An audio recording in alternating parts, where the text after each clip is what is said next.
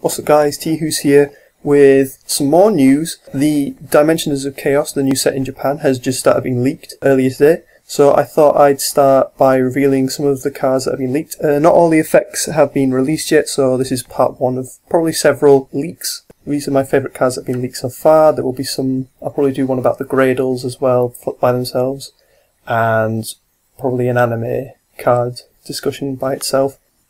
But these are some non-anime cards. Some of these are OCG exclusive, but all of them are pretty awesome. So we start off with Draco Ruler Vector Pendulum. It is a Dark Dragon level 4 vanilla pendulum that has a pendulum scale of 3, and its pendulum effect is the effects of all cards in your opponent's pendulum zones are negated. So basically it's a skill drain for your opponent's pendulum zones, and you may think that this is amazing, and it is a very good card. You may think it's really good against Cliff Forts, because you can negate the Scout and the Monolith, but then you realise that they've started to main triple Wavering Eyes into Towers Turbo, so it could be a double-edged sword, because then they could destroy this Draco Vector and their own pendulum scale, search out a Scout, and they go +1, because they get rid of your cards and add another Scout, and then they can just keep going from there. Or if they have a full pendulum scale and they destroy yours as well, they get to banish one of your cards and add another Scout anyway, so might be a double-edged sword, but it's really quite nice. Then we have some OCG exclusives. We have Traptrix Rafflesia, the long-awaited Traptrix Xyz. It's an Earth Plant rank 4 that requires 2 level 4s. It has 500 attack and 2500 defense. While this card is Xyz material, it is unaffected by trap cards. Other Traptrix monsters you control, except for Traptrix Rafflesia, cannot be targeted by card effects or destroyed by battle or by card effects.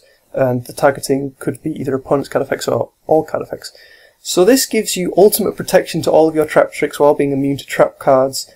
And for its third effect, once per turn during either player's turn, you can send one trap hole trap card from your deck to the graveyard if the conditions are fulfilled, and this effect becomes that one. So if your opponent summons a monster with 1500 or more attack, you send Bottomless from your deck to the graveyard, and you Bottomless that monster.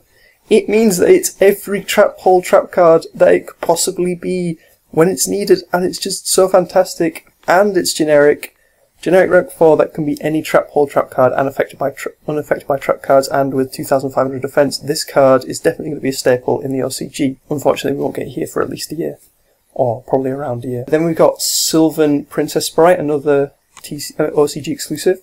It is a light plant rank 1 with 1800 attack and 100 defense. It requires 2 level 1s, and you can only use each effect once per turn. Once per turn, you can detach 1 material from this card, excavate the top card of your deck. If it's a spell or trap card, add it to the hand, or if not, send it to the graveyard. And its second effect is send 1 plant from your hand or face up from the field to the graveyard, except itself, and then target 1 Sylvan card in your graveyard and special summon that target.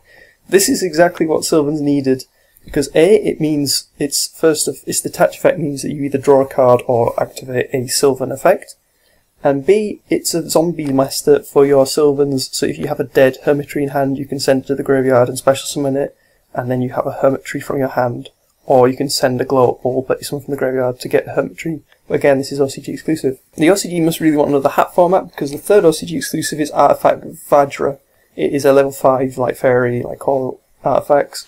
It has 1800 attack, 1900 defense. It has the artifact effect where you can set it in the spell or trap card zone. If it's destroyed on the opponent's turn by a card effect, then you can special summon it from the graveyard. When this card is special summoned in your opponent's turn, destroy all spell and trap cards you control, and when your opponent declares a direct attack, you can special summon this card from your hand. So basically it triggers all of your artifacts either when it's special summoned itself, or if your opponent has a direct attack on you, you can just special summon from the hand, wipe out all your background, get a lot of artifact effects, potentially. So it's like a boosted Begal attack. So that's really good. LCG exclusive, unfortunately, again. The fourth OCG exclusive is another Symphonic Warrior.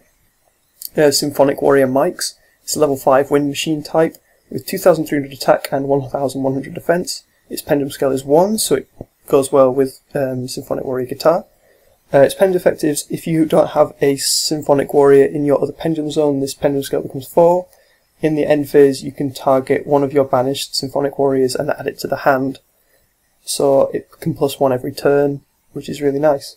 Its monster effect is you can special summon this card from your hand by removing 3 Symphonic counters from the field, so from Amplifier, and during the turn that this card is normal or special summon, you can normal summon one Symphonic Warrior in addition to your normal summon or set. So that's nice. It's a nice beater that can be summoned by guitars, just general beat stick, and the additional normal summon is quite nice if you need to go into a really big synchro. Now we have a main set Xyz monster called Magister Paladin the Rising Draco Slayer. It is a rank 4 Wind Dragon with 1850 attack and 2000 defense. It requires 2 level 4 Pendulum monsters.